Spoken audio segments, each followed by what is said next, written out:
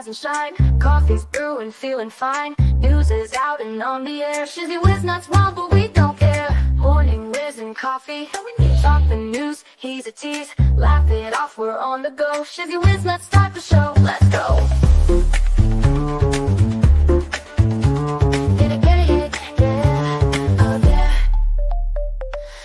Spinning in the breeze, stupid jokes, he's such a tease. Sip the Java with a smile, pants are off but stay a while. Morning whiz and coffee, talk the news, he's a tease. Laugh it off, we're on the go. Shizzy whiz, let's start the show, let's go.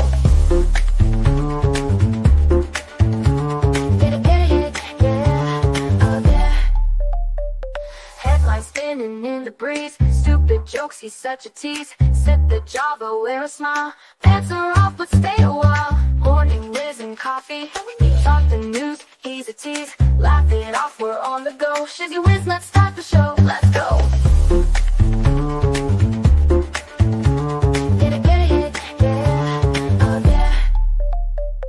Serious is overrated, every day we're caffeinated. Talk the town but in a jest, morning whiz is always best.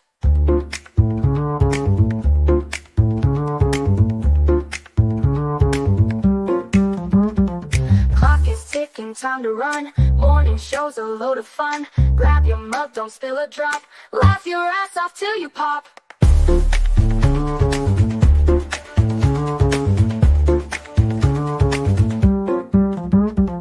Clock is ticking, time to run. Morning show's a load of fun. Grab your mug, don't spill a drop. Laugh your ass off till you pop.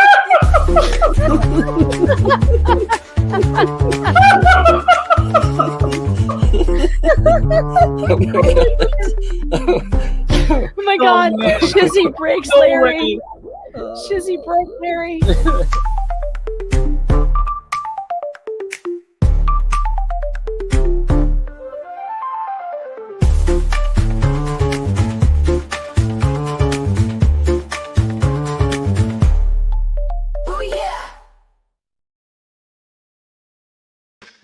Good morning, everybody. How are you doing this morning? Man, I'm just running behind on everything.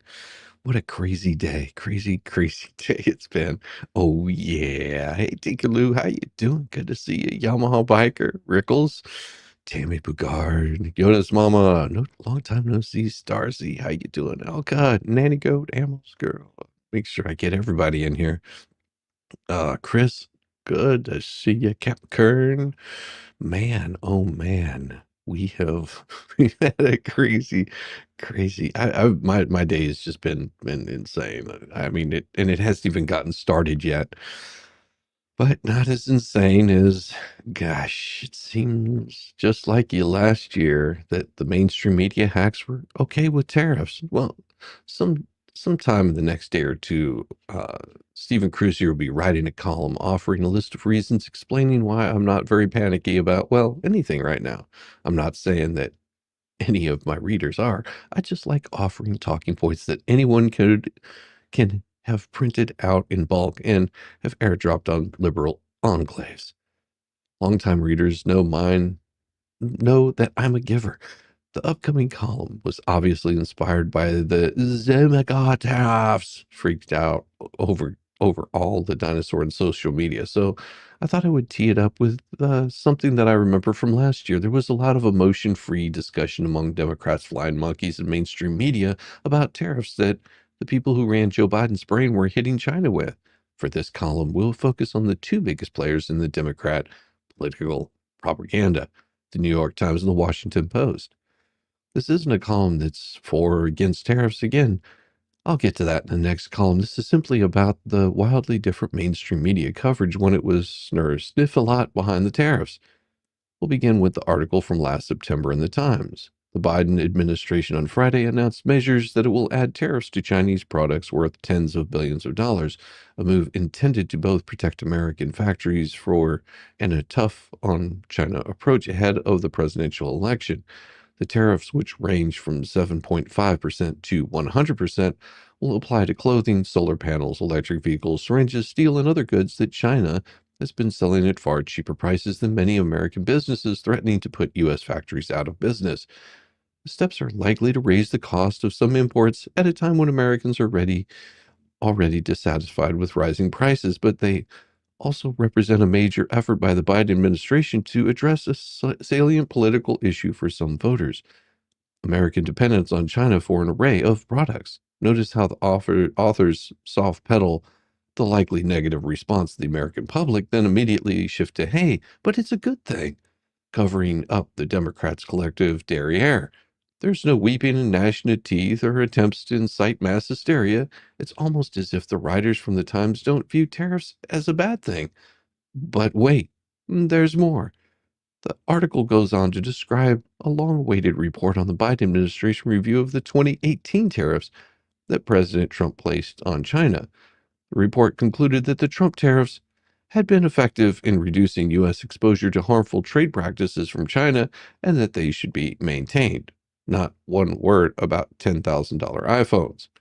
This was written after Biden had dropped out of the race and Camel Toe was driving the Democratic nomination clown car. The Times was in full campaign mode for the Dems then, so nothing to see here move along. Last May, the Washington Post weighed in on the Biden administration's whopping tariffs on electric vehicles.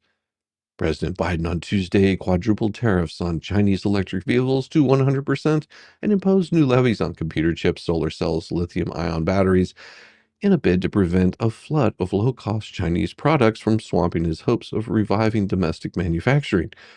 Capping a 3-year review, the president slapped tariffs on a modest $18 billion in Chinese products to protect American workers and businesses, especially in the auto industry, the White House said.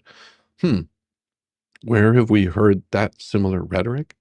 The Washington Post authors, apparently it's impossible for a modern journo to write an article by him or herself, also brought up in the Trump 45 administration tariffs. Nothing that, even though Biden criticized Trump's tariffs during the 2020 campaign, he kept almost all of them in place once in office. And he wrote on yesterday's morning briefing that he's no expert on international trade or tariffs. That means that I'm going to have to do some research to find out how tariffs suddenly became racist and apocalyptic. Before that, however, I'll make sure to get those talking points ready for the airdrop. Yeah.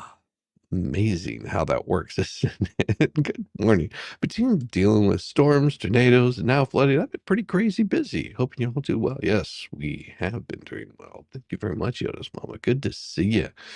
Oh, yeah. A lot of people are just now starting to understand, well, those tariffs, what exactly do they do?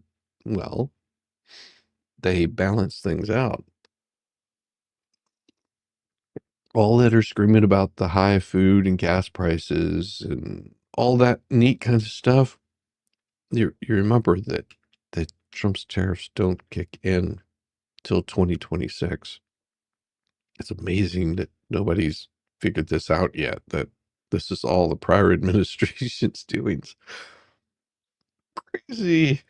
It's crazy that people haven't figured that one out yet at all.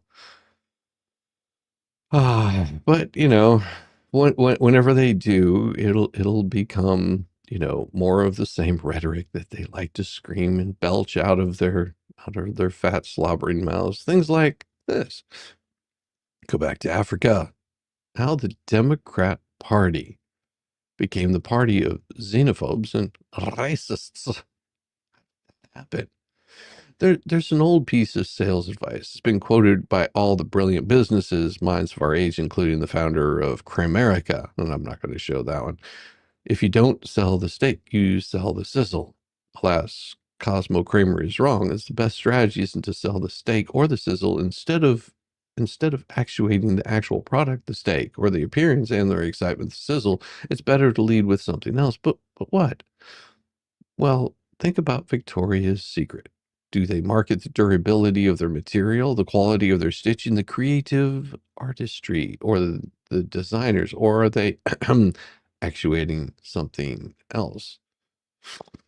If you want to be sexually harassed by TSA agents at the airport, buy Axe body spray.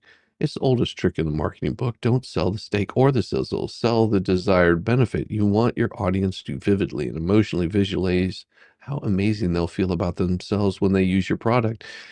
Even when it's a silly and completely unrealistic, Axe body spray sucks, it's a babe repellent, don't ask how I know. The strategy works best when you personalize the message. That's the secret ingredient. The more viscerally your audience experiences the emotional benefit at the end of the rainbow, the better your sales. Marketers, of course, already know this, and you can bet your tushy we use it. But there's an unexpected upside to this ambiguity. You reverse engineer a sales pitch, it reveals the truth about an audience, or at least how the audience is perceived. These goofy Axe body spray commercials reveal something that's undeniably true about men. We're desperate, insecure, and have wildly unrealistic thoughts about women. And how? Even though the ad was deliberately comedic, silly, and over the top, it still highlighted important truths about the male physique. Today in the Democrat Party, a new truth is being revealed. You can see it in the latest marketing. It's unmasked via the rhetoric of liberal politicians and left-wing pundits, and the truth says something deeply disturbing about the direction of the Democrat Party. Now they're the party of bigots, racists, and xenophobes. Fox News released a story yesterday. Dems slam Elon Musk, Melania Trump, with xenophobic attacks go back to South Africa. First, liberals and Trump were literally the little mustachioed Austrian. And then they called Elon Musk literally the little Austrian artist. But in doing so, they painted themselves in a corner because the, the little mustachioed leader of that particular party, comparisons were already so over the top. They were the political version of an Axe body spray ad. Democrats are desperate, insecure, and have wildly unrealistic thoughts about Trump. That's the scientific formula. Axe audience is to women equals Dem audiences to Trump. Both are utterly baffled and are intimidated by the other. Unfortunately, after getting rejected on election day, the Democrats have turned into political incels. The Fox News article detailed their disgusting descent into bigotry. Since Donald Trump's return to the White House, Democrats have made xenophobic comments about Doge's chief Elon Musk and First Lady Melania Trump. Some of the party leaders have repeatedly complained about Musk's country of birth being South Africa and told Trump to look into deporting his wife, who was born in the former Yugoslavia. Speaking at an anti-Doge protest in Los Angeles on March 22, Maxine Waters, a Democrat from California, suggested Trump should investigate and potentially deport the First Lady. When he talks about the birthright, slobber, slobber, slobber, and he's going to undo the fact that the Constitution allows those who are born here, even if parents are undocumented, they have the right to stay in America. If he wants to start looking closely to find those who were born here and their parents were undocumented, maybe he should look at Melania.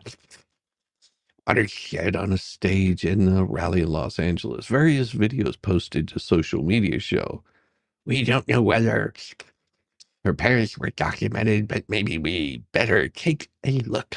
I think I got her voice pretty close, don't I? Sure, we can't trust these foreigners, can we? Fun fact, in 2026, Melania Trump will celebrate her 20th anniversary of being a U.S. citizen. Should be one hell of a party at Mar-a-Lago. I hope I'm invited. I guess I'll need my Axe body spray.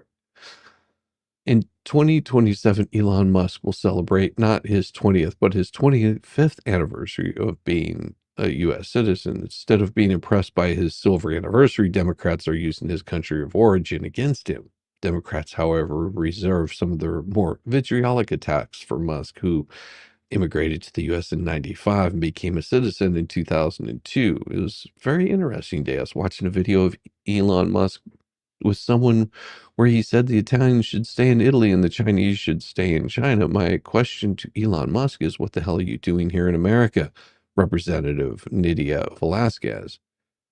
And while she was speaking at an event outside the HUD department, that's right, Representative Velasquez, what Elon Musk is doing in our country, go back to Africa. Even before Musk took the helm at Doge, a far-left representative, Jasmine Crockett, slammed him during a January 20th interview for not being born in the U.S. while suggesting he supported apartheid. Musk went from being the dork that was jumping around on stage to allegedly being this amazing genius that's going to save the entire country. The country wasn't born in a country he doesn't agree with the idea of the Democratic Republic, considering the fact that he may have been more so on the side of the apartheid, said Crockett.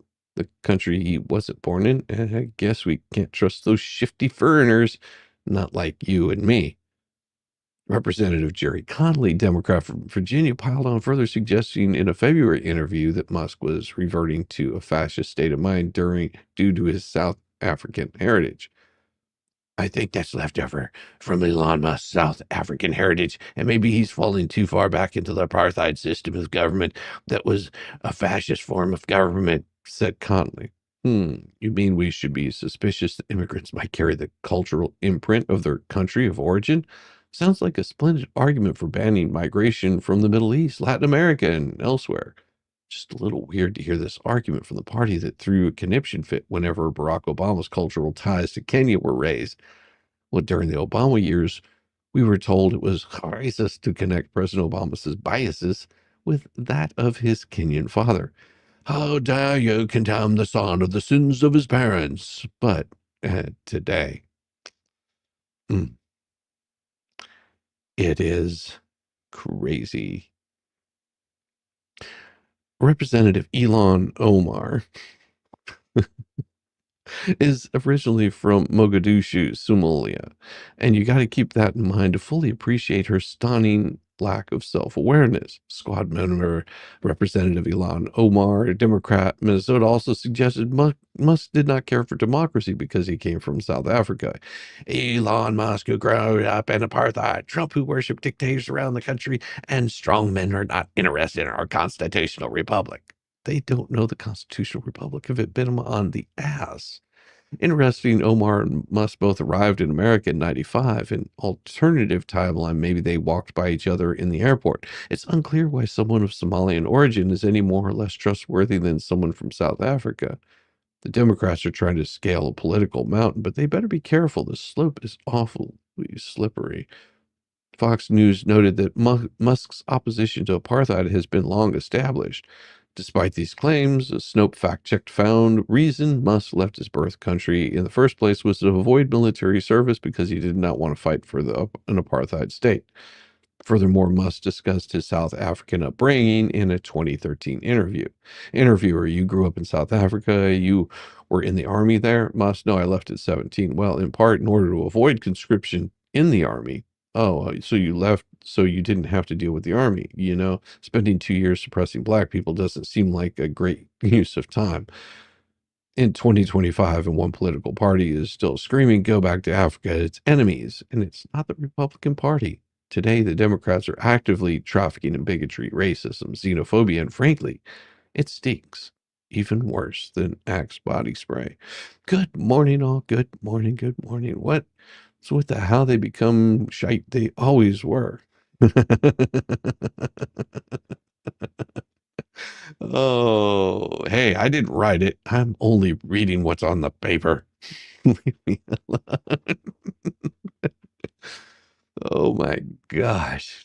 So insane. So insane. Well, oh my. Let's see. Oh, some more tariff. Some more tariff stuff. Oh, geez. We can't seem to get enough of it. Can't seem to get enough of it. But here we go. The Belmont Club. How will Liberation Day be remembered? How will it be? Will the Liberation Day tariff policies of Donald Trump work or end in failure? Whenever there's a question that cannot categorically be answered by physics or mathematics, the only recourse is to wait and see. Most human actions operating as they do against the complex background of history and human society cannot be easily predicted. No one on June 6, 1944 knew for sure if D-Day would succeed in the lead up to the Russian invasion on Ukraine. In February of 2022, most observers thought Kiev's goose was cooked.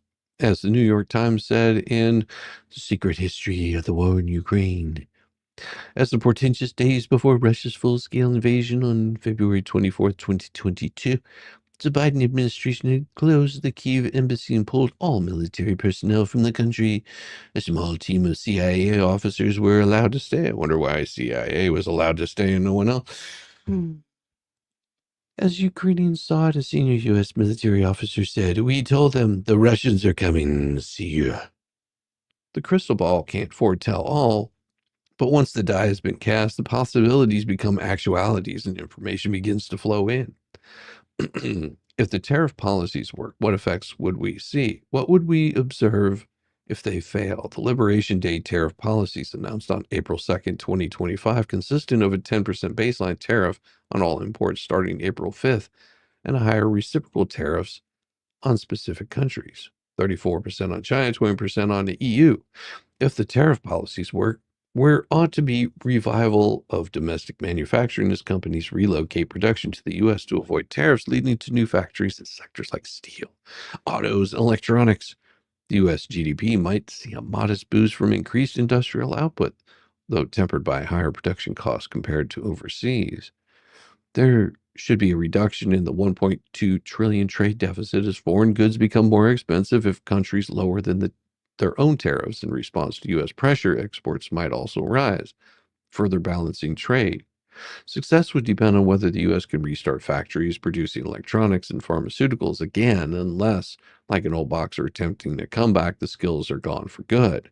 The government ought to be able to collect increased revenue. Trump's team estimates $6 trillion over a decade. This could offset tax cuts, effectively replacing income taxes with tariff revenue. But you have to remember that Trump's tariffs aren't supposed to kick in for a while. Weird how these two stories misalign. This, of course, presumes the plan can be implemented if whatever the tariffs get generated are too slow in materializing or the negative effects are too severe, then Trump's political support could completely evaporate. Leading to losses in midterm elections. The policy could be a reverse. Liberation Day would be over, equivalent to Eisenhower's embarked after the Normandy invasion or Putin recalling his forces from Ukraine. If the tariffs are fully carried out, they could still fail. How would we know if they do? Importers could pass tariff costs to customers, raising prices for everyday goods like cars up to $2,000 to $15,000 per Goldman Sachs and Moody's estimates. Electronics and clothing, inflation already above the Fed's 2% target, could spike, squeezing household budgets, especially for lower income families who spend more on essentials. Stagflation. A mix of inflation and stagnant growth could emerge if businesses cut investments due to higher costs. This could happen even if Democrats lose the midterms and support for Trump remains high. Liberation Day could fail for any number of reasons. The reactions of other countries, essentially outside of American control, could independently precipitate an irrational trade war, global retaliation. China's promises, countermeasures, EU threats could shrink every market, leading to a downward spiral. If the wars on Ukraine and Gaza have taught us anything, it's that actors can put politics ahead of self-interest. Retaliatory tariffs, like partners from Canada, the EU, and China, could shrink global trade by $500 billion. Oh my gosh. Good morning, Mr. Coop. How you doing, Elka? America may have lost the magic. Trump assumes the U.S. economy will rise to the occasion, but if domestic production remains uncompetitive due to higher costs, the promised industrial rebirth might fizzle. Past tariffs, steel in 2018 created jobs at a steep cost, $900,000 per job per study, suggesting inefficiency. Peter McCoy, writing in the New York Times, said, 1976 was the year the Democrat Party gave up the American working class. They concluded it couldn't compete. All you could do is compensate the losers. Don't use tariff to pick fights with up-and-coming nations like China. History had moved on. Instead of trying to prevent market forces from generating inequality, it is leaned towards giving free rein to market forces, then fixing the resulting inequalities through the tax and transfer system, taking some of the gains of the most successful and sharing them with the least successful. They wanted to let the free market do what it does best, namely create wealth, and then use the government policy to take from the rich and give it to the poor. That's what's compensating the losers, was aimed at recapturing white middle-class voters who had defected to the Republican Party. The traditional knock on a compensate the loser strategy is the promises of compensation are often unfulfilled. For example, people who lose their jobs because of cheap imports don't get the retraining they need to start new careers. It's that whole learn to code bullshit again. It's just stupid. It's a risk, but is it a risk worth taking? One of the under-discussed aspects of the reshoring tariff issue is its strategic effect on human capital, which is arguably the most important national resource. If education statistics mean anything about the losers, looking pretty dead, according to Wikipedia. Don't trust Wikipedia. And 1 of 5 U.S. adults is functionally illiterate. Illiteracy increased 9% points between 2017 and 2023. Why do you think that is? Could reindustrialization reverse this? The illiterate have difficulty understanding when you do something as simple as changing the packaging, the illiterate can no longer find the product on the shelves. One of the things losers can't be compensated for is the inability to know what they've lost. When you take the famous brand off the box, it's gone until they learn to recognize the new look. But if they had meaningful jobs, they might learn to read, to think, and to figure. Maybe not in school, but at work, and then they wouldn't be losers anymore. Bringing back jobs is more than just payroll. It means talent acquisitions and development. It provides alternatives to antisocial activities. It changes the demand for skill set requirements. It sculpts a whole generation. It means a new future. If there's nothing to bring back, then maybe we're better off with the global market as it is. Maybe the left is right. The working class is dead. How will April 2nd, Liberation Day, be remembered? Is the day Americans snapped out of it, or a moment of futile learning for a past forever, gone forever? As Scott Fitzgerald wrote of dreamers, and as I sat here brooding on the old unknown world, I thought of Gatsby's wonder when he first picked out the green light at the end of Daisy's dock. But that was perhaps Fitzgerald's point. It is or was the story of American defiant to lose and to try again. Good morning, Zach. Thank you all. My headphone cord had to switch it out. I don't know what that means, but it sounds like it could be pretty hot. But if you want to see something that's pretty hot, and we're going to talk about it here in a short bit, is this right here. Watch out. Watch out. Yeah, this is where it gets a little crazy. Just keep your eyes out. Whoa, what's going on? What's going on? What's going on? Oh, jeez. Come on, please, get in there. Get in there. What are the police going to do? Absolutely nothing. What are they doing? Nothing. Oh, the music. I had to turn off the music. Sorry about that. Oh my gosh. Yeah. So what happened here? What happened here? Oh, yeah. Well, they're going to be talking about it here shortly. They keep saying, go on, get in there. Get in there. Yeah. Get in there. Why isn't anybody doing anything? Well, this was a crazy scene. That was a crazy, crazy scene that happened at Turning Point USA's little tent that they were doing. And if you stick around, we'll be talking about that here in a little bit. But of course, today in CGI News, me and my cat tries to get my attention. Sometimes he claws my cord, Sir Frank Otter. That's why I have a bunch of extras. What, cats? I'm sorry. That's so bad. That's Elka, that just came out really bad. You may want to try it. You may want to try rewording that, because it sounds like you've got extra cats. So whenever one of them attacks your cord, well, just saying. The cops were outnumbered by what? But what were they outnumbered by? They were outnumbered by a bunch of twinks. Is that what you're saying? They were outnumbered by a bunch of twinks that carry around umbrellas and can't even stand on their own 2 feet. I'm just saying. That was too easy. Come on. Thanks, Elka. You knew that would be a good one, though. Come on. Yeah, 16-year-olds, exactly. It's so ridiculous. Tear gas, don't care the number. You don't even need tear gas. All you have to do is stand up to them and they stop. That's the thing. You stand up to them, they stop, they go away. That's the problem, that nobody wants to stand up to them. They will let the little anti-punks get away, but would arrest anyone for defending their property. Exactly, Mr. Coop. That's how it works. That's how it works with them. It's like they have no balls. They're afraid of actually standing up for themselves. They really are. They're hmm. It's this here's a I can't play that. I can't play. That'll just get me in trouble. It's amazing to me that people just don't get how easy it is to stop these fools. It, and they're so wrapped up in their own BS that nobody really wants to stand up there. They're there to protect people, not stuff. They're not doing that either.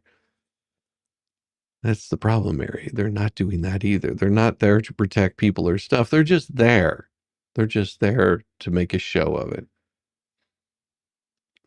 It's silly. Because they didn't protect anybody.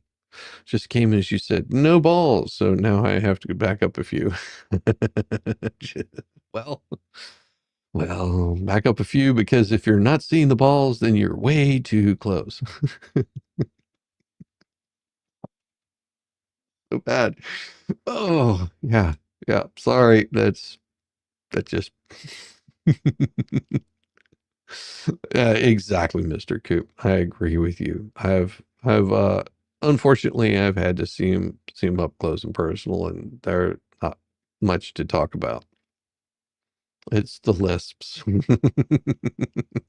It's the lisp. It just kills me every time. They have a hard time messing around here in Atlanta, though. They don't realize here in Georgia that you won't see the protesters sitting out in the middle of the interstate on 285 or 75, 85, 20. You won't see them out there, and there's a reason why you won't see them out there.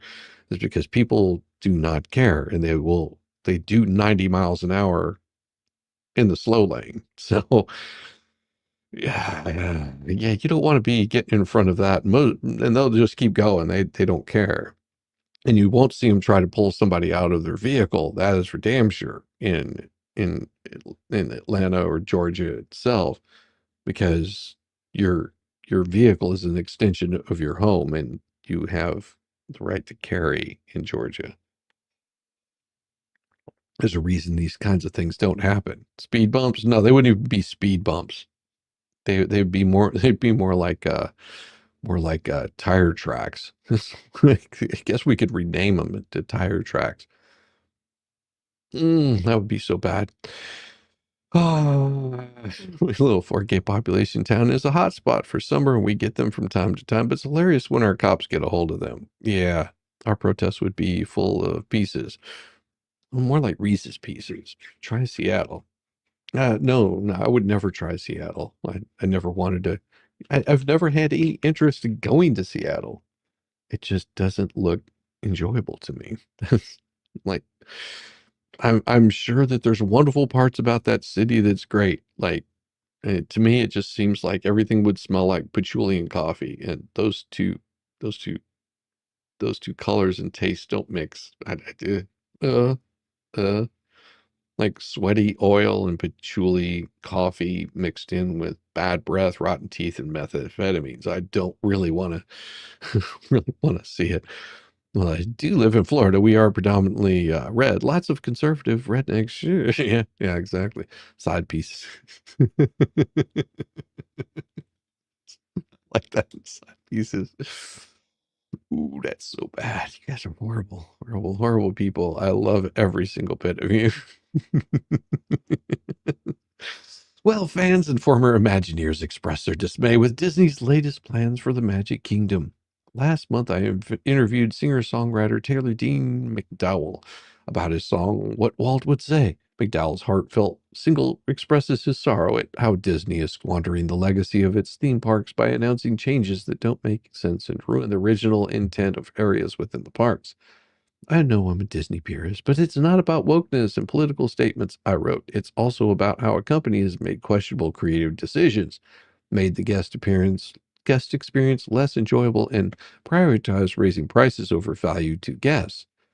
The latest decision that outraged fans is the plan to replace the Rivers of America portion of Frontierland at Walt Disney World's Magic Kingdom with Cars-themed area, removing the natural beauty of the area, Tom Sawyer Island, and the riverboat that fit the theming of Frontierland with a cartoon race car is egregious. The Frontierland cartoon race cars will stick out like a sore thumb next to the more realistic depictions of American frontier days I noted last month. I'm not alone in thinking so. Obviously, that gave me a moment of pause because I remember the old Disney show, McDowell said. Obviously, it wasn't there at the time, but I remember watching the reruns and stuff, and when they would describe Frontierland, they would say, tall tales and true from the legendary past, not race cars. And I don't care. I don't care about this story. Just saying, Disney, you do you. We want to see you completely tank it out. I just don't care. I really don't. It doesn't even turn me on, just even thinking about it. So, Disney, you do you. You destroy whatever you want to. I completely applaud you, but I have no desire. I have no desire for it whatsoever. They can do how they want to. I do want to talk a little bit more about the crazy protesters though, because Disneyland don't care. This is from Fox News. This gives you a little more insight to what happened there. Yep.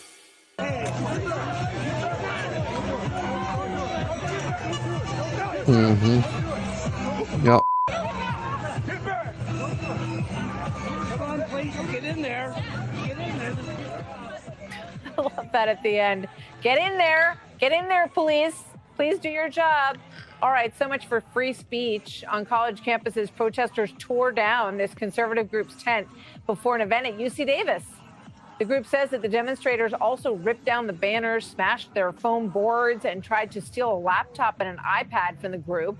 Brandon Tatum was a guest speaker at this event. He is a Turning Point USA contributor. He's a former Tucson police officer who became very popular on social media because of his conservative law and order views, and he has millions of people who follow him. Brandon Tatum, good to have you with us today, sir. Thank you very much for joining me. Thank you for having me on. So the university basically said, look, you know, nobody was hurt. This isn't a big deal. And we do everything we can to protect free speech on campus. Is that true? Mm-hmm. That's the biggest lie and sack of crap that I've ever heard in my life. They could not protect us, and they were not given any real effort to thwart these people who came from God knows where. We don't even know if these were students. They were completely masked. They came and assaulted people. They tore up everything. They stole property. And then they not only did it once, they came back twice. So all the police officers had every identifying marker that these people were going to be violent, and they still didn't do anything. And thank God I was there and others who stood up to them, or we would have all been, getting beat up and injured, when they are supposed to protect us, and we are allowed or should be allowed to have the freedom of speech on campus. Yeah, of course. What did you say in the back and forth? And could you tell, were these students, or was this group sent in from somewhere? I know you said that you've never spoken a lot of campuses. You've never been part of anything like this before.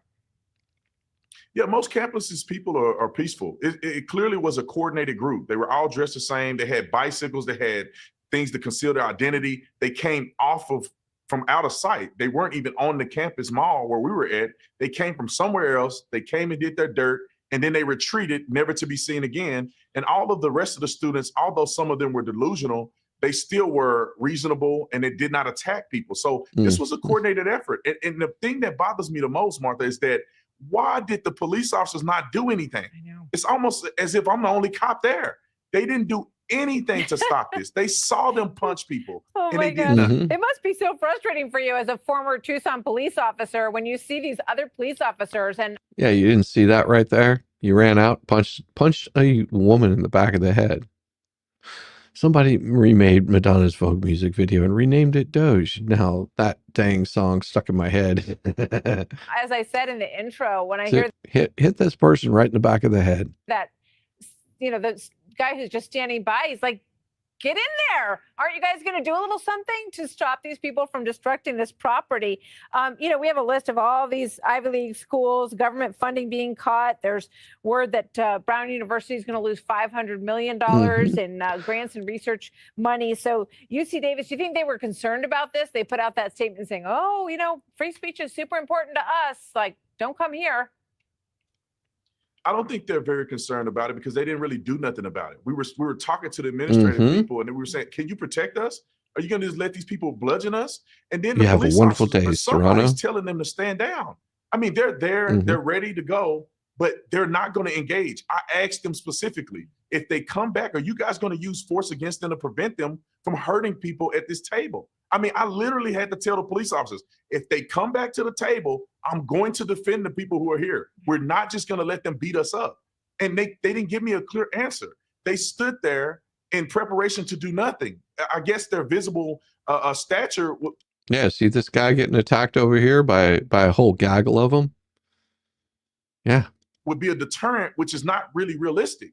They have to be able to use force. And there's somebody that's telling them, I don't know if it's the chief, I don't know if it's the university. They're saying, allow people who you cannot identify to come onto campus with weapons and attack people and do nothing about it. They didn't even pursue to arrest anybody. They just watched them do it and they let them go. Yeah. It was so frustrating. Yeah, I can see that. I literally wanted to defend every single person there, but I didn't want to be seen knocking people out on campus. You can't.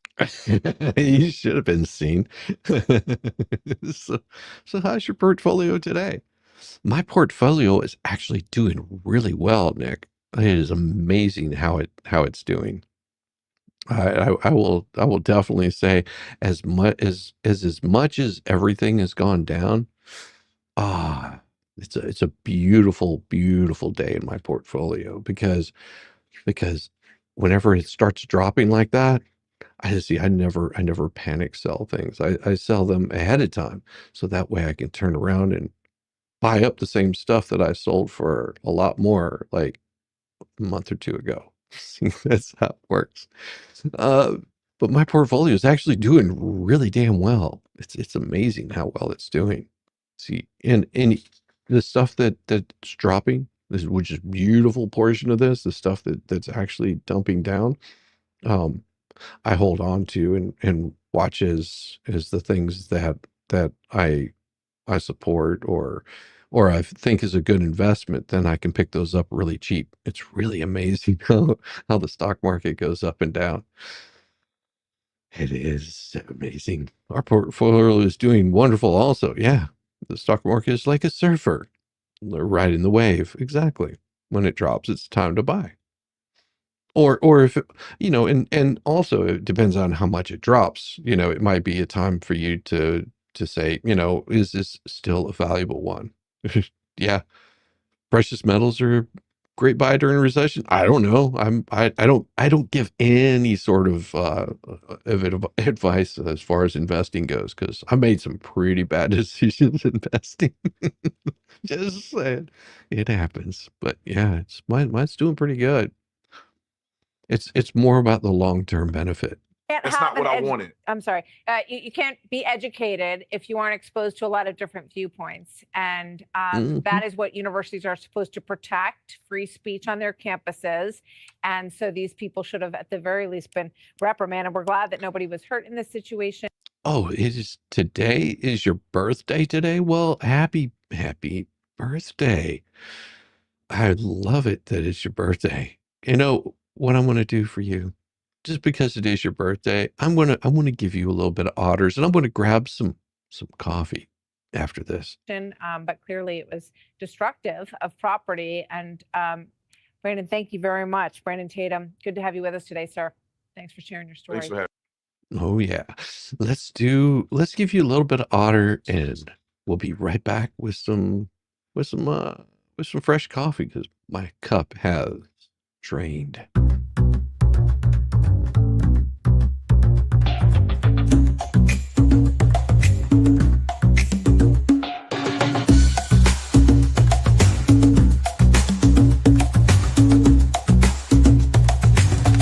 Shizzy, when it's chat we thrive. where Shizzy does dance and memes arrive. No quiet moments, no dawn night. We laugh and funny sight. Oh, Shizzy's crowd, you're wild and true, with crazy gifts and jokes that flew.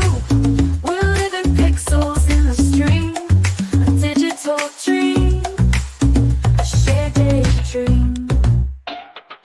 From shoutouts to those random screams, to inside jokes and endless memes.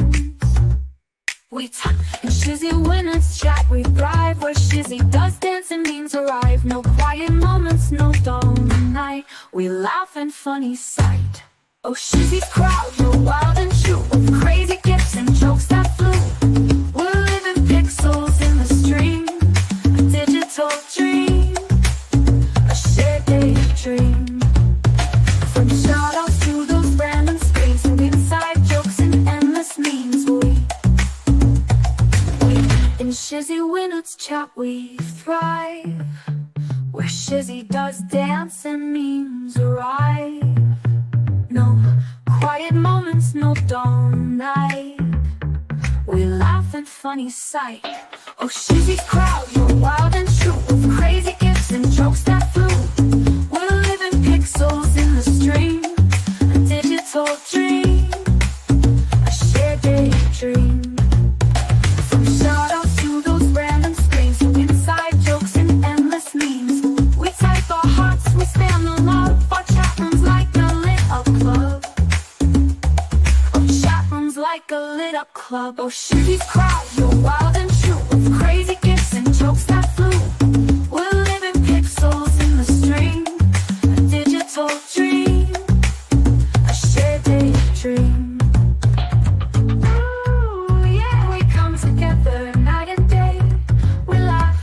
We play in our way, a family in a cyberspace, loving hearts in this virtual place. Oh, Shizzy's crowd, you're wild and true, with crazy gifts and jokes that flew. We're living pixels in the stream, a digital dream, a shared daydream.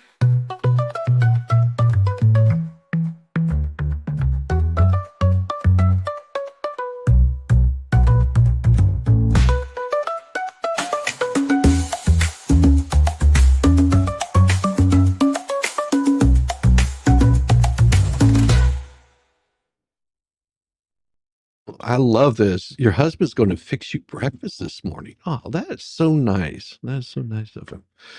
I usually fix breakfast for my wife and make her coffee. I'm going to have to go back to an older stream and hear that shake it music. Oh, if you want to get a little bit of shaking going on, I'll get it for you, but you'll have to wait for just a little bit. Have a great day, Tracy Spencer. Have a great day. Adventures in the Patriarchy. Oh, volume 11. The TikToker threatens divorce. Trashes amazing on paper husband. Oh my gosh, by Benjamin Barty.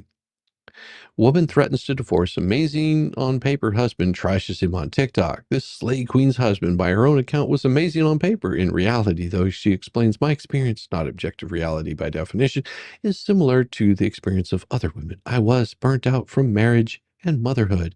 So she threatened to divorce him and make TikTok videos showing it, throwing him under the bus. Well, let's just watch. I've been with my husband for almost 20 years, but about 3 years ago, I was strongly considering divorce, and I want to talk to you about why. So I'm going to tell you this. Really, sweetheart, this is always turns out to be a really bad thing whenever you have to go on TikTok to explain why you have difficulty in committing to a relationship. Story of the day where I thought to myself, maybe I don't want to do this anymore. My husband and I had 4 kids. We both worked full time. We had been together for 16 years at this point. We've been together since high school. And on paper, I have an amazing husband. He is incredibly supportive. He's kind. He's loyal. He's a great dad. He's very hands-on. He's an active participant. He's always present. Like, on paper, what else could I ask for? But in reality, my experience is very similar to the experience of other women. I had this amazing husband who on paper was great, but I was incredibly frustrated and burnt out from our marriage and from motherhood. Because what happens to That sounds like a her problem. Just saying, if she's burned out of marriage and motherhood, that sounds like a her problem, not a him problem. Oh, so many of us is that we marry these amazing men and we have amazing relationships and then we have kids. And when we have kids, women tend to carry a disproportionate amount of the work in the home, the work of raising kids, and the mental load. And that is exactly what happened to us. About 3 months after my fourth baby was born, I remember looking at my husband and saying, I need more.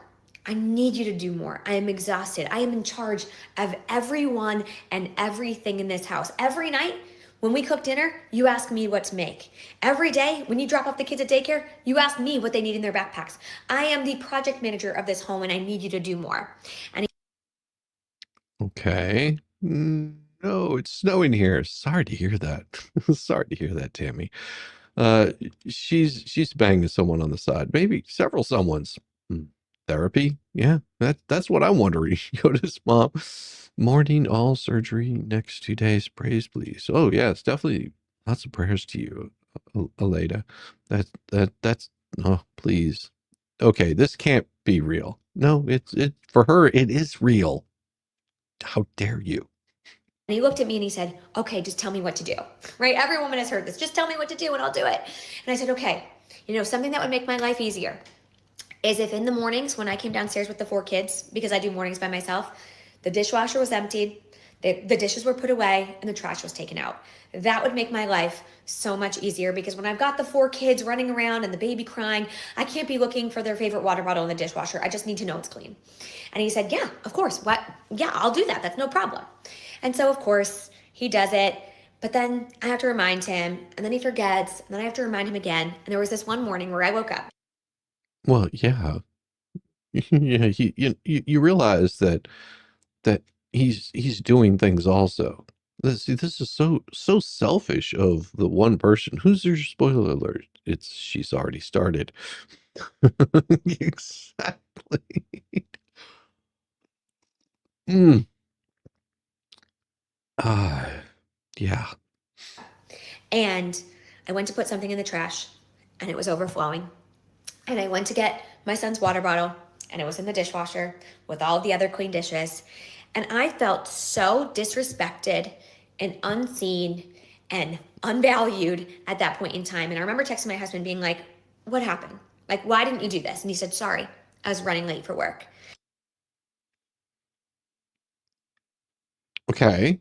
So she's gonna lose it over this. You wanted it, so her regrets are the fault of others, and she's perfect. Get the F over yourself. I agree. Ah, And I remember thinking, oh my God, he doesn't see me.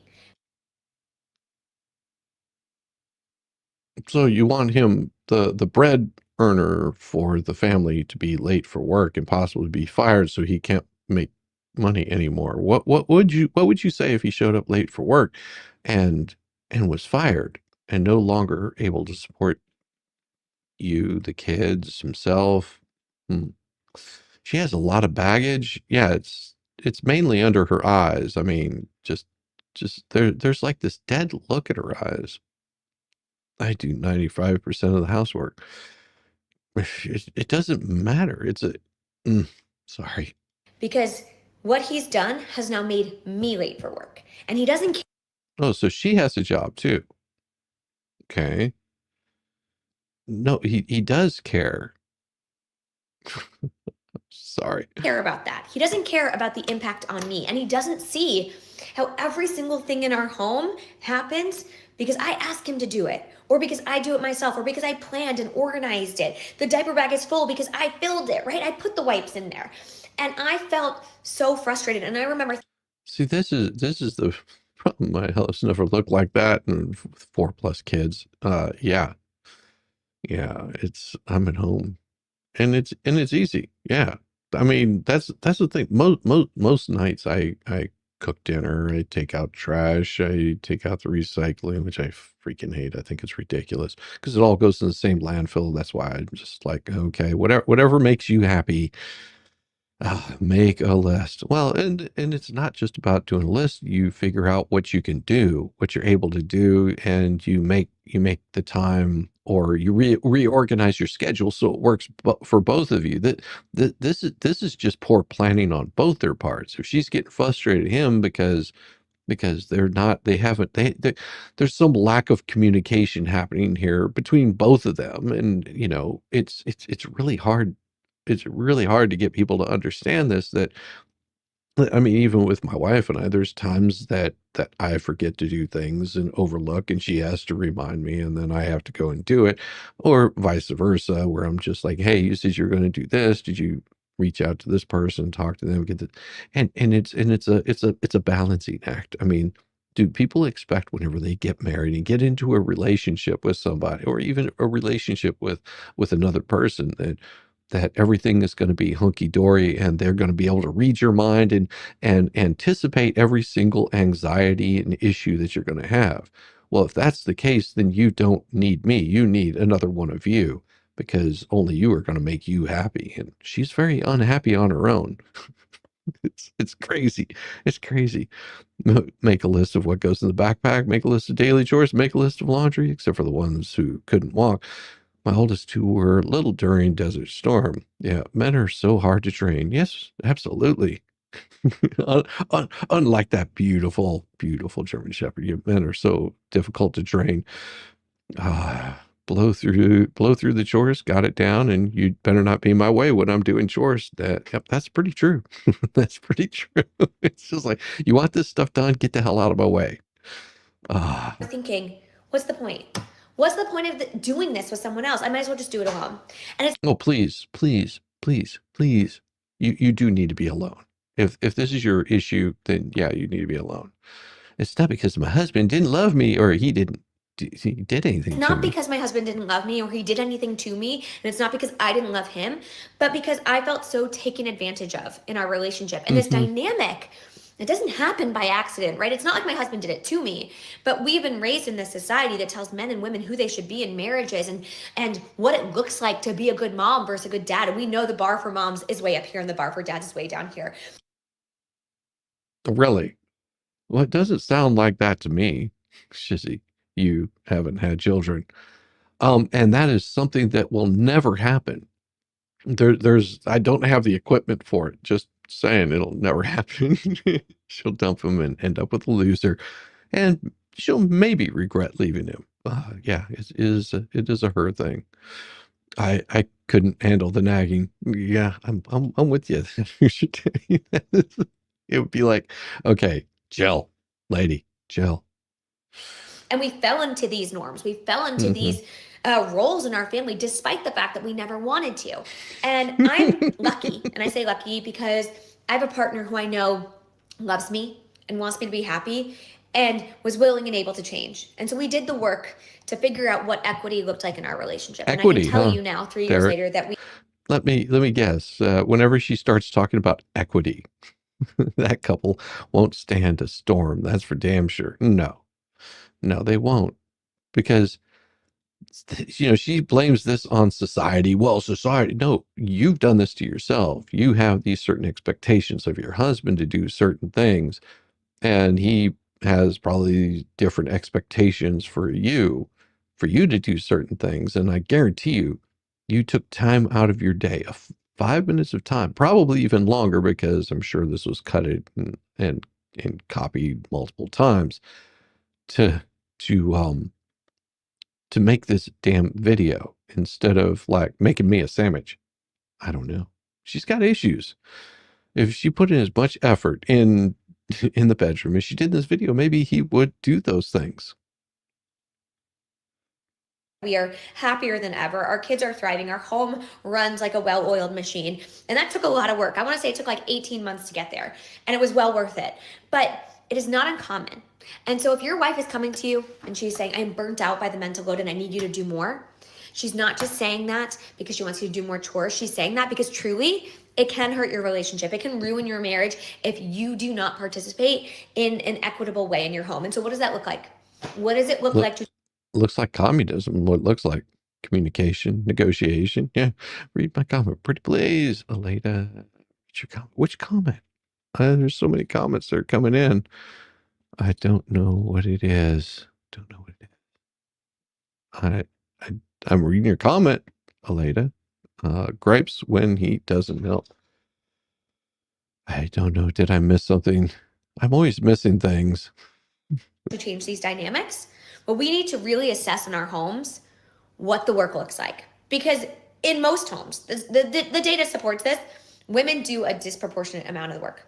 They just I no, and I will agree with her on this. Women tend to do a disproportionate amount of the planning, but men tend to be more physical.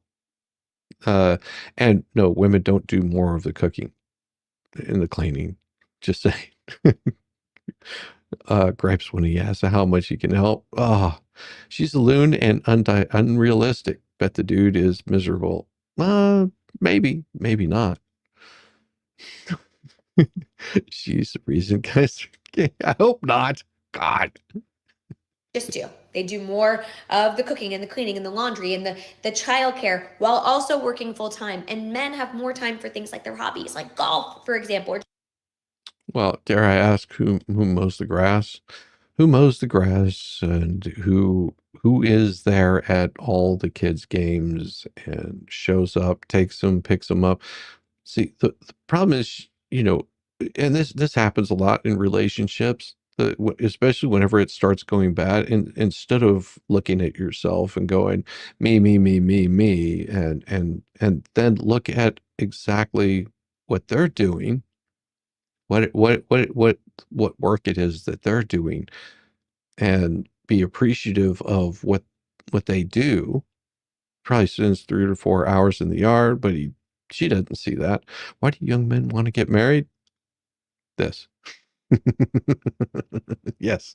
Why don't young men want to get married? This is why. This lady is so moronic. It's pathetic. Yeah. Volunteers to coach. Yeah. There's a lot of stuff that he does, and yes, he takes time. Men have more time for things like their hobbies. Now I quit martial arts. When my son was born, I wanted to devote my time to raising him. His older sister being stillborn sort of changed my outlook on life. Exactly. I wanted to raise and manage a household and everything in it. And time is mowing the grass. Mm-hmm. It's total that she can't see his face. It's a total that she just can't see with her face in her touch. It's not a hobby, it's an outlet. Well, exactly, Mary.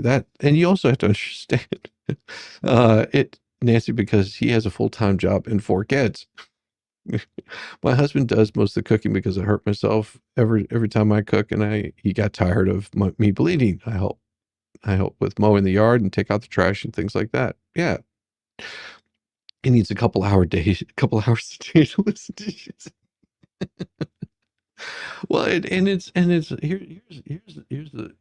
beautiful thing is you sort of figure these kinds of things out. And I would think after 18 years of marriage that they would have had these things figured out.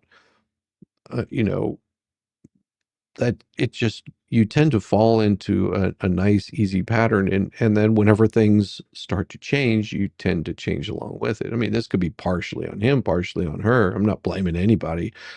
She's the only one, with her face on the camera bitching and moaning about it.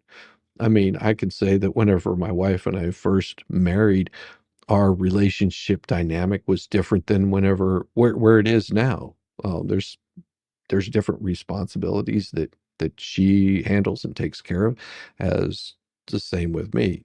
She suffers her whining and all that. Going on social media with this shite, she clearly has no respect for him. So ever. Well, true. Just wait. I'm a widow. I have to do it all. Yeah. Yeah. And that's something that she hasn't figured out either.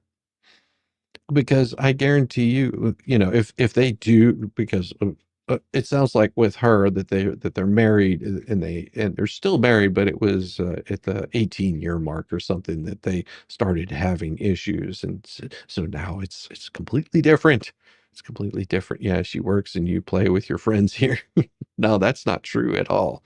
I would like to think that's true, but the amount of time that I spend on social media is about, and as much as people, they're just like they see me doing the YouTube thing and think that my wife works all the time. She spends more time on social media than I do. Hers is mostly watching like TikTok or whatever, playing video games, on her phone. Uh, and I don't do any of that because whenever I do a stream, and it's a really interesting dynamic how that works. I do maybe a total of 4 hours a day of actual streaming. My wife spends more like 7, 8 hours doing social media stuff and, playing on TikTok or whatever the hell it is.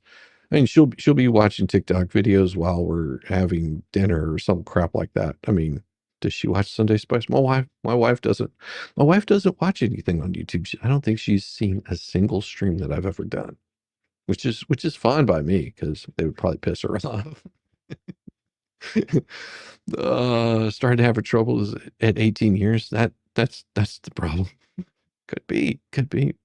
Good morning. No, Mrs. Shizzy, she has her own social outlets, and I say this in all honesty that, she has a whole group of friends that she goes and does things with, but, that's, and that's like her outlet. Like actually two separate groups of friends, like some kids that girls that she went to high school with, and they usually do like a Friday like group get together, and then they talk shit about their husbands and have like wonderful conversations amongst themselves and reminiscing, talking about their days and their work and all that kind of crap. And they have an absolute wonderful time doing it. And they do that for what, about 3 hours every Friday, whenever everybody can get together. And that's her outlet. She's got outlets. Marriages should have a 15-year contract. When you come to the table and renegotiate, then you can either stay together or move on. He and I cooked together almost every day since he retired. We didn't realize how much I was doing until I got sick. Yeah, and that's very true, Elka. You don't realize how much the other one does, and if you take that step back and you see, and instead of focusing on yourself of going, oh, how much I do and I've got the weight of the world on my shoulders, you look and go, look at all the work that this other person is doing, and how can I help them out? If you do that for each other, you'll find that dynamic shifts over time, because you know, like my wife is really good at following directions. Like whenever I'm building crap, and she'll come out and go, "What can I do to help out, sort of move this along a little bit faster?" I'll give an example. I built our front porch out, and whenever we were talking the other day, she goes, "I mean, you built this entire porch by yourself," and I had to remind her that I didn't. That she was the one that painted all the boards for the ceiling, because it's all blue, like a nice beautiful blue. And she was the one that did all the painting on those boards. All what, 200 or something. So it was an outrageous amount. She did all the painting on those. And it was something that would have taken time out of all of the other things that I was putting in, like the electrical and the pillars and the columns, and whenever I explained to her, yeah, you jumped in where you could. Plus, she was doing other stuff like making our yard look beautiful, which it looks great again this year. I'll have to share some pictures at some point in time. It looks wonderful. Like, she did so much for that. And then, this weekend, I welded a couple of arches for her, and she helped by opening up the gate and stuff and letting me carry these things through because they're enormous. And then Sunday, I went and picked up a whole bunch of mulch because we were putting some pine nuggets down, in the beds that she and I planted together, all of the flowers. Oh, mainly I did all the digging and she put them where they needed to go. that we were able to, by 10 o'clock in the morning yesterday, I was finished with everything. She was finished with everything that we had planned for the weekend. And we were able to take a nice break. Yeah, teamwork makes the dream work.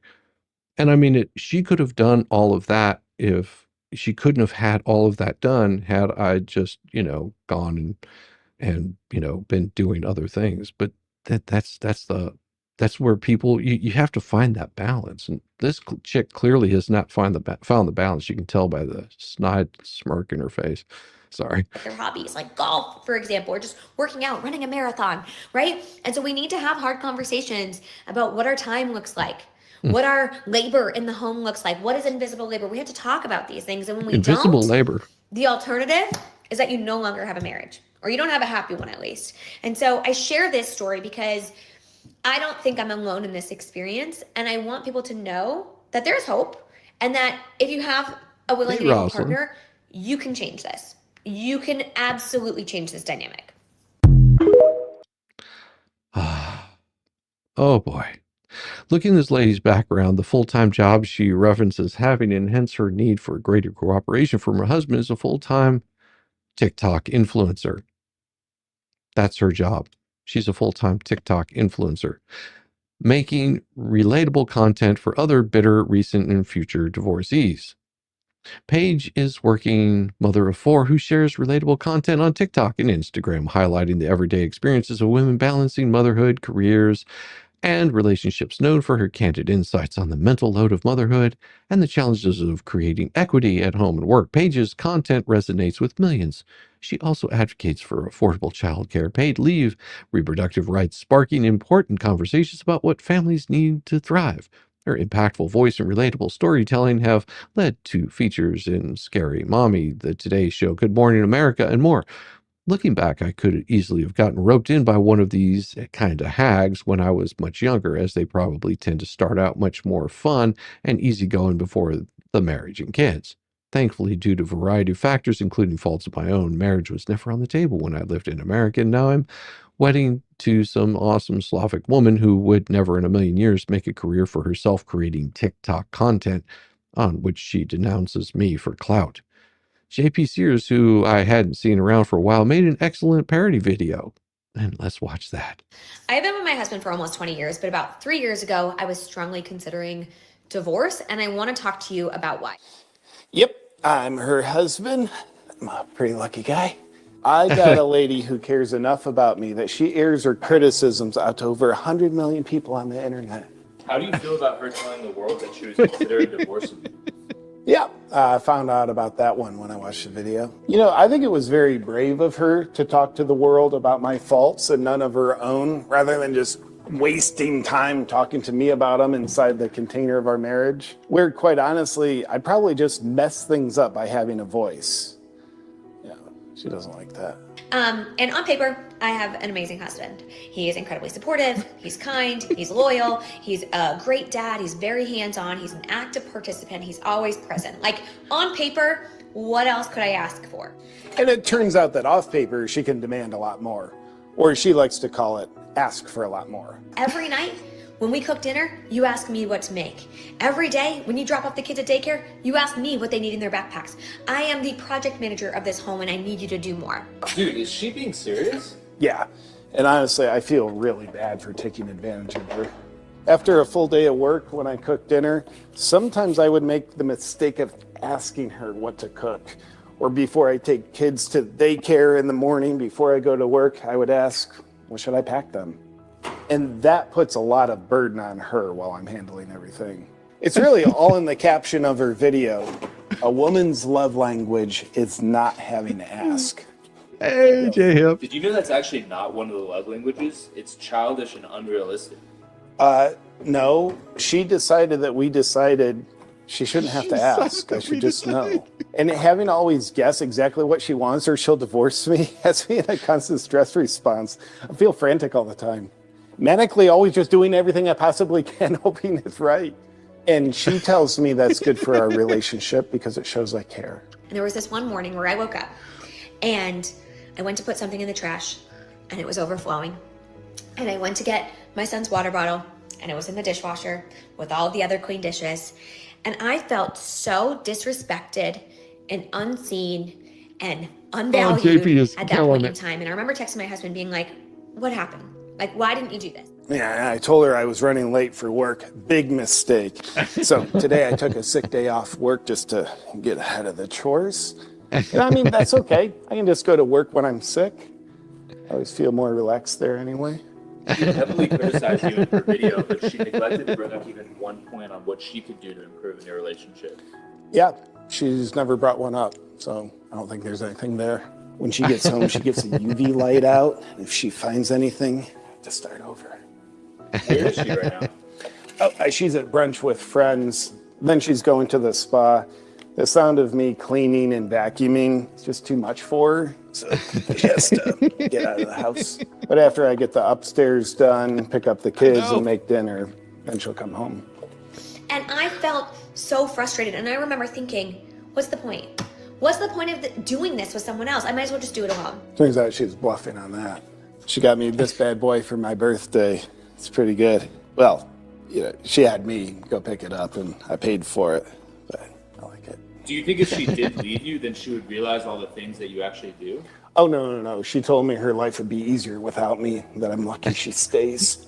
But we've been raised in this society that tells men and women who they should be in marriages and what it looks like to be a good mom versus a good dad. And we know the bar for moms is way up here and the bar for dads is way down here. Yeah, I really endorse the idea of men and women listening to her marriage advice in that video. It brings a lot of joy. I'm lucky, and I say lucky because I have a partner who I know loves me and wants me to be happy and was willing and able to change. No, I'm the lucky one. As long as I stay coachable to change who and how I am to meet her expectations, then she can be happy. And so we did the work to figure out what equity looked like in our relationship. And I can tell you now, 3 years later, that we are happier than ever. Yes. She's right. We did the hard work of her pointing out all my shortcomings, and I changed so she could be in complete control, AKA honored and not be taken advantage of. And now we've grown to a point where she tells me we're happy. How do you think she would react if you posted a video criticizing her on the internet? Oh, she'd leave me in a heartbeat. You know, we've decided that equity in our relationship means it's better if I don't even criticize her in private. Oh, looks like she caused a scene at brunch and the manager threw her out. I gotta go pick her up. She got a little too tipsy to drive. I need to have an apology ready for her. Why? Well, usually when she gets hammered during the day, it's because I made her drink because I didn't make her feel fully seen and appreciated for the amazing woman she is. I couldn't be happier. Hey, Nick. Seriously. Yep. Yeah, I'm walking out the door right now. Oh, I'm so sorry. I'll promise to do better next time. If you desire to feel like a Oh, and the NWNBA sequence, you'll have to see to believe that talent loosely defined that compromises the lesbian zoo, as Gavin McGinnis once described it. That is, the NWNBA is frequently featured in the corporate state media complaining that they aren't paid commensurate with the male counterparts in the NBA, presenting other reasons why the pay gap exists. I've literally seen 10-year-olds play better basketball. Okay, you're going to tell me these are the best two. These are the best. Watch this. Watch this. The best two teams. Boom.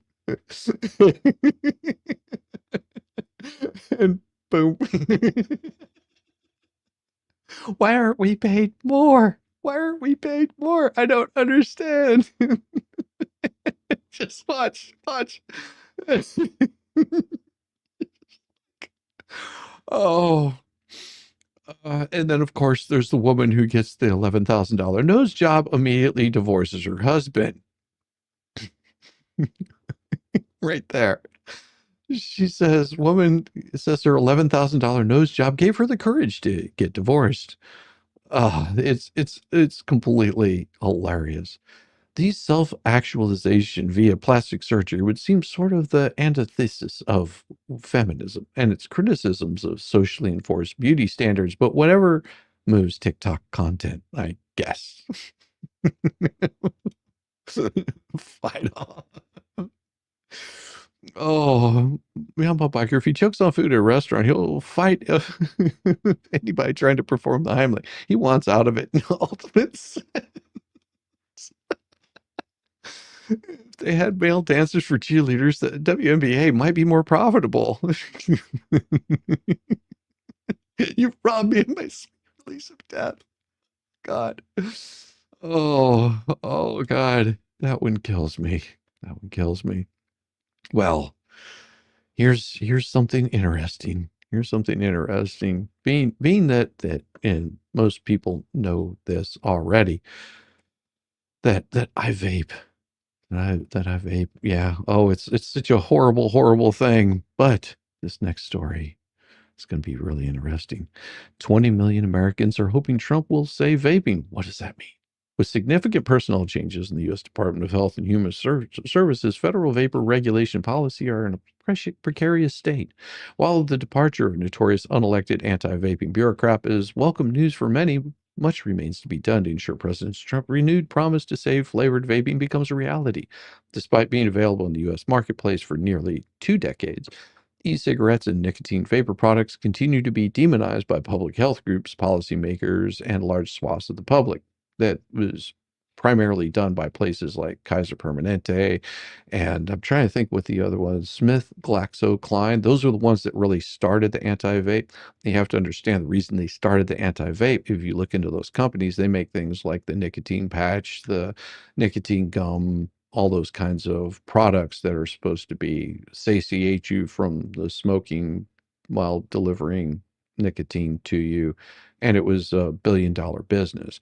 And they got very, very, very, very upset that the vaping was taking away their market on nicotine delivery. It's pretty interesting if you do a little research, because I did this back probably about 15 years ago. I looked into who was doing the studies on vaping and found out that the colleges that were doing this were being paid grants by like Smith GlaxoSmithKline to do these studies, and they were doing them completely improperly, like running a vapor at a vape pen or whatever at its highest heat with nothing in it, burning it dry, which was screwing things up. But anyhow, I digress. With dramatic reduction in combustible cigarette use among American adults is a far cry from the Mad Men era of tobacco advertising dominance.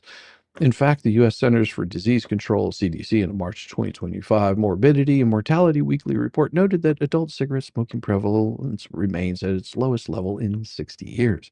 While some government inventions like targeting taxes or restrictions on public use may have played a role, the introduction of tobacco harm reduction technology has correlated with even steeper declines in smoking rates.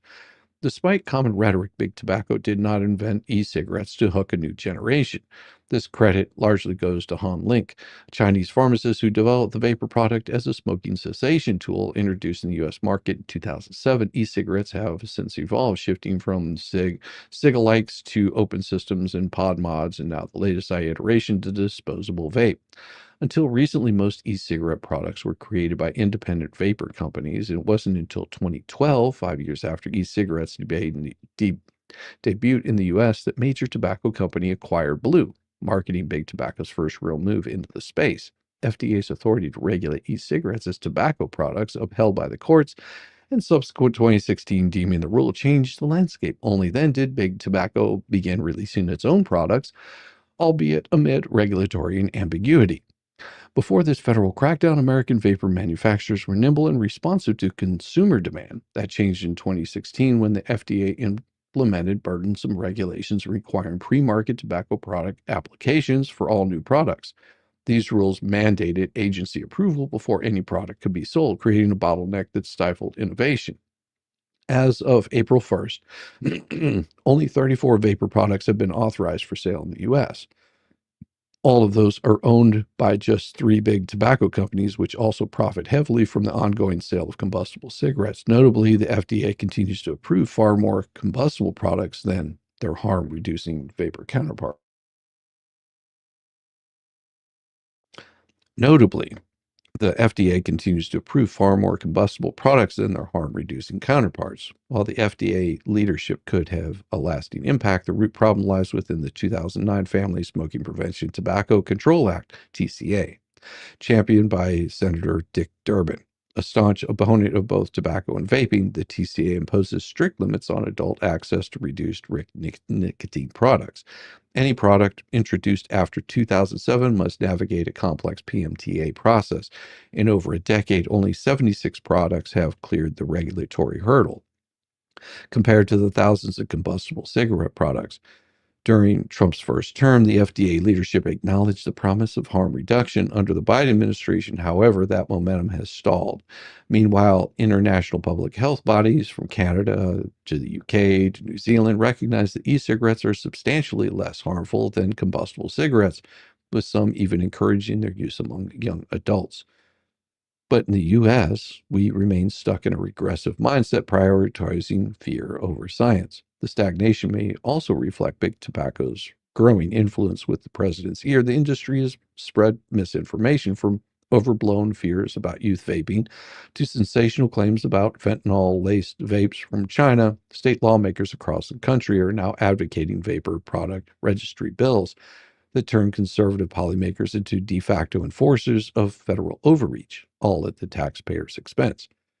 Big tobacco, late to the vapor game, should not be barred from offering their safer alternatives, but also shouldn't be allowed to monopolize on a grassroots harm reduction movement sparked by former smokers and independent innovators. Among adults aged 25 and older who vape, most are either or current or former smokers see a less harmful alternative, yet thanks to outdated legislation and federal regulatory framework that ignores real-world science and consumer behavior, these adults face our growing uncertainty. President Trump promised to save flavored vaping. More than 20 American adults are ready and waiting. Vaping is safer according to new studies. No, it's been safer for quite some time. Snooze, or now nicotine pouches, is a Swedish patent.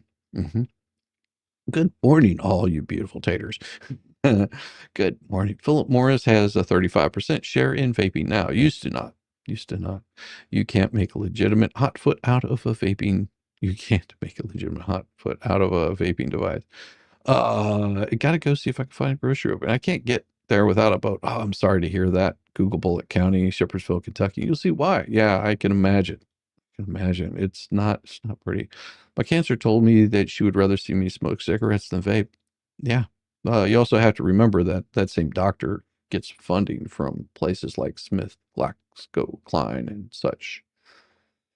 It's amazing. It's amazing that, these are also the same doctors that were pushing certain shots during the, during a period of time. But I will tell you, I do have more stories, but I can't cover them all tonight because I have so many other things to do. And I think, but I do want to bring someone in here that might have something to say before I head out. How about that? You want to hear it? Let's do it.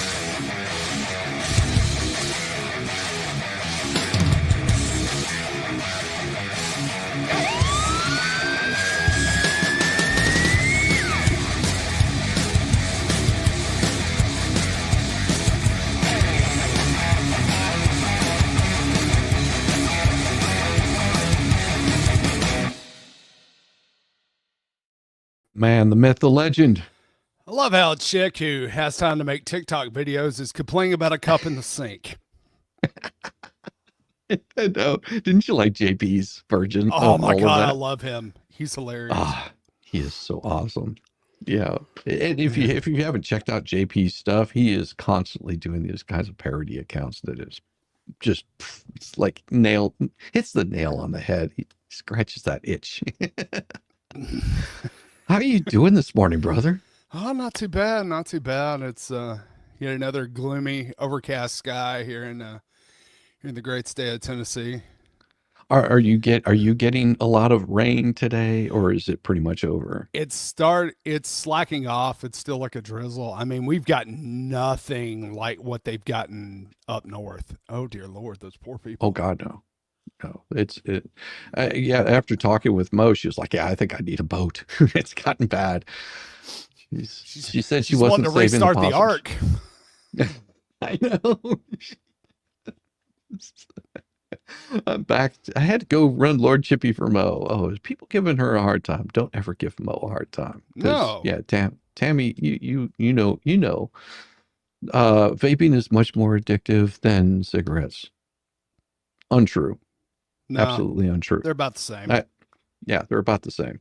There's no difference. It's the same. You're still getting nicotine. It's not the vaping. Yeah. It's not the cigarettes. It's it the has nicotine. nothing to do with the method. It has everything to do with the nicotine. Yes, that's the addictive part right there. People have this idea that, oh, the vape. My favorite is oh, it's secondhand smoke. It's like, no, there's actually, you're not getting anything. It's gone. It's air. Yeah, you're just getting all the nicotine and the chemicals from the cartridge. That's it. Yeah. It's, So you're trading tobacco for the chemicals. Exactly. No, I got such a kick out of because I did the research on it. I was because I heard the same thing. Oh, it's horrible. It's so bad. Well, quitting now, way more addicted to the vape. Ugh. Yeah. Well, and that would be a personal thing. See, and that's the thing about it. And I'll tell you right now, a lot of that is habit. Yeah. It's the habit of what you're used to, and if you're the reason that someone would say they're more addicted to the vape is because, well, number one, you can use it just about anywhere. Yes. And number two, you're probably used to puffing on it more as opposed to just, letting it reside in your system and giving it a little break. Because the pouches are the same way. The little nicotine pouches. I keep thinking of Max every time I think of the pouches. But I mean, it's easier to use. You're not blowing any smoke. You're just sticking it in your mouth and going on. And yes, you don't have you also don't have that leftover odor of smoke on your clothing in your home. So, whereas whenever I smoked, I would always go outside and smoke cigarettes because I didn't like having the smell of smoke in the house. Still have it on you. I mean, I would still have it, but you don't know that whenever you're a smoker. You don't realize that smell permeates off of you. It's constant. And then once we've got a local honky tonk here that it doesn't matter. Whenever you go in there, you come out, your clothes are going to reek of smoke. It's like when I would go there in college and come home, I would have to take off my clothes and hang them outside. Like I couldn't even have it in the house because it was so much of that odor was in there. Oh yeah. Yeah. I mean, I noticed a whole difference after I quit smoking. And and I will tell you, I quit smoking for I think it was about 5 years.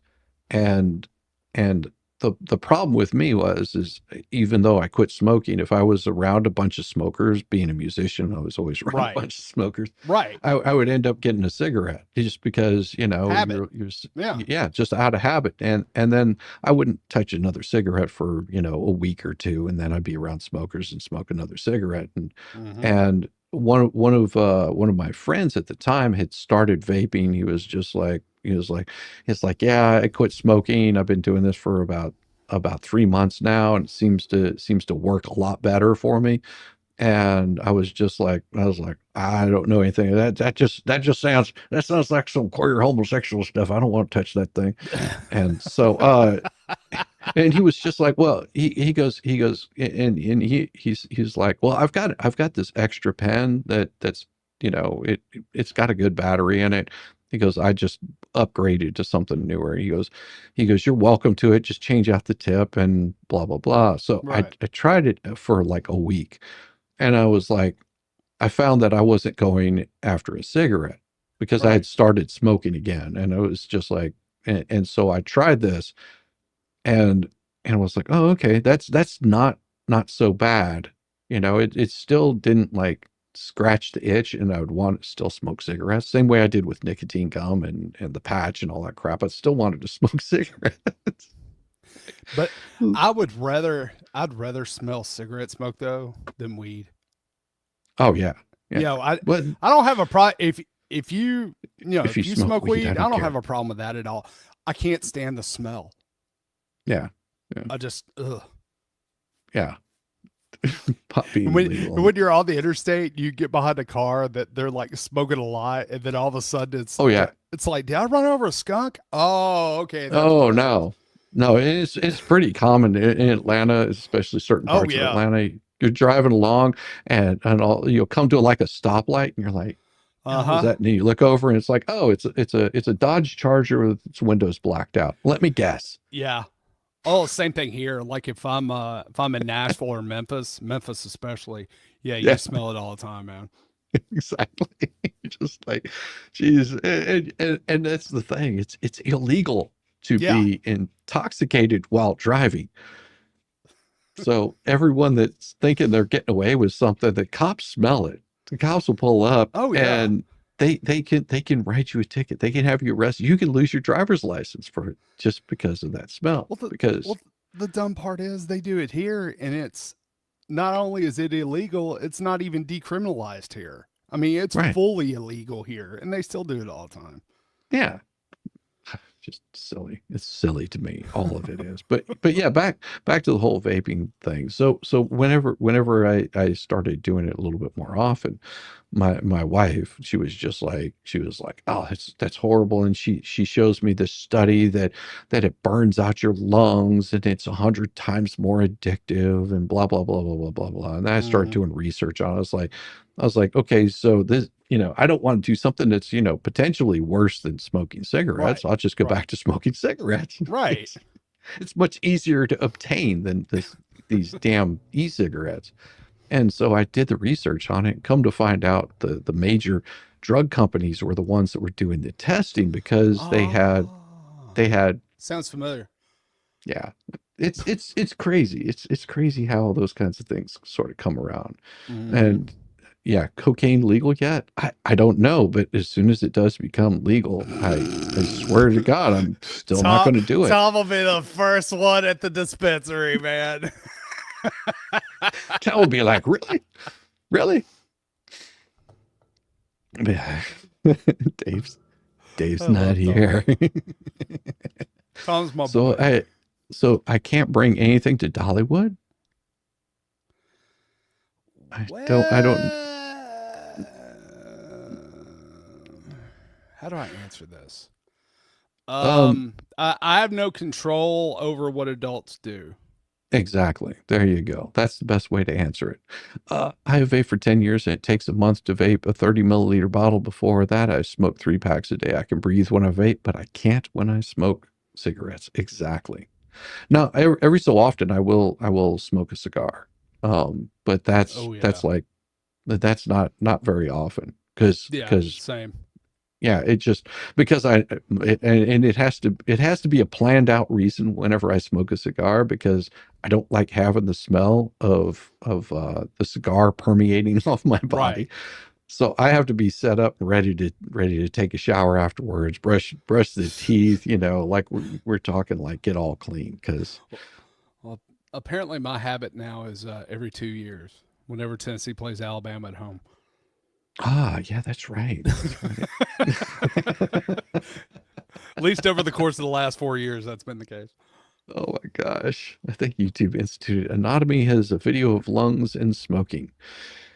Yeah, see, I don't know. I tend to not pay attention to that stuff anymore. It becomes one of those where I don't feel the need to justify my reason for smoking or vaping or drinking or any other reason. If I have to justify it, then it's probably not something that I need to be doing. Exactly. I'm like, this is what I do. If you don't like it, oh well. It's just like same way with my wife. I say the same thing to her. It's just like, this is what I do. This is how I do things. And if that's a problem, well, then it's a you issue, not me. It reminds me of Diva telling me about her mom. You know, she had saw her smoking one day, and her mom looks at her and goes, "It's my only vice," which wasn't true, but Well, yeah. she Oh, liked my a only good gin and tonic every now and then. That's nothing wrong with that. my only justification is that I'm stupid. Yes, And that's me fair. completely. That's fair. It's fair. Yeah. Yeah. I mean, I know what my bad vices are. I know the bad things that I do. I know the other things that I don't do. Right. I mean, I like, for me, for example, as many tattoos as I have, I don't like needles at all. That's funny.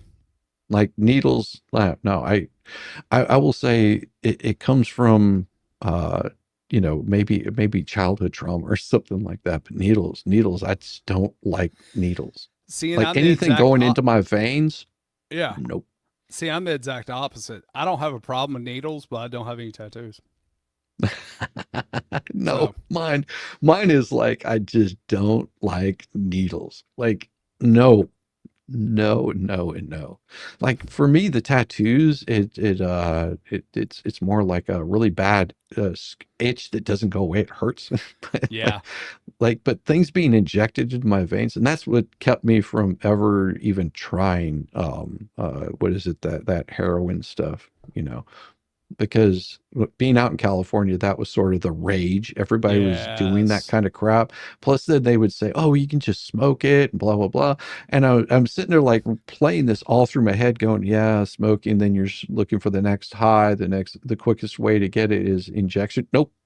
I'm not even. I don't even want to go down that path.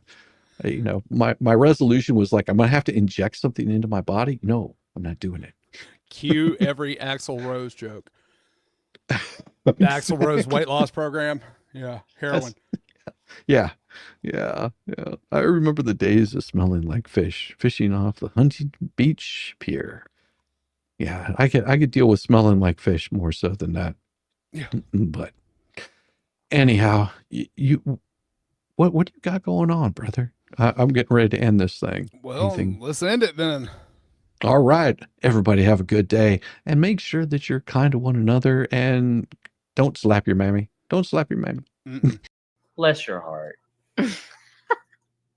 I thought I was the only mentally challenged one here.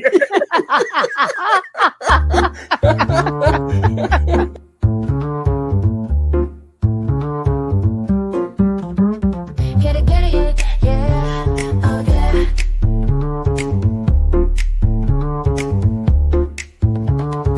Early morning, rise and shine. Coffee's brewing, feeling fine. News is out and on the air. Shizzy Whiz nuts wild, but we don't care. Morning Whiz and Coffee.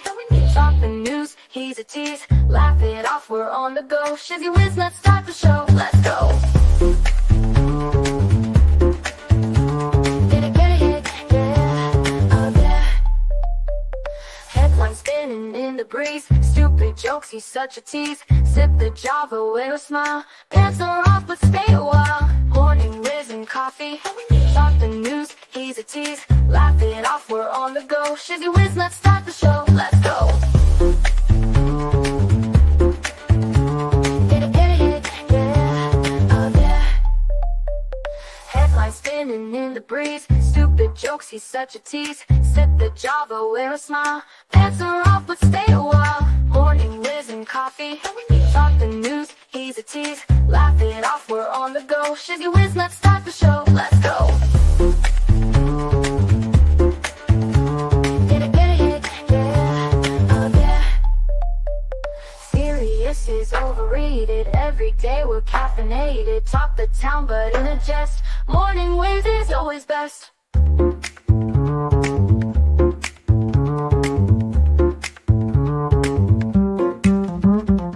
Clock is ticking, time to run. Morning show's a load of fun. Grab your mug, don't spill a drop. Laugh your ass off till you pop.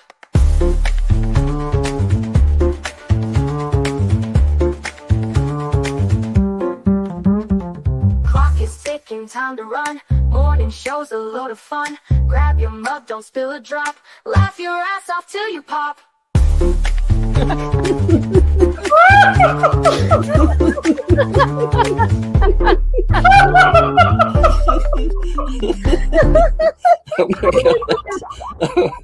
Oh my god. Shizzy breaks Larry. Shizzy broke Larry.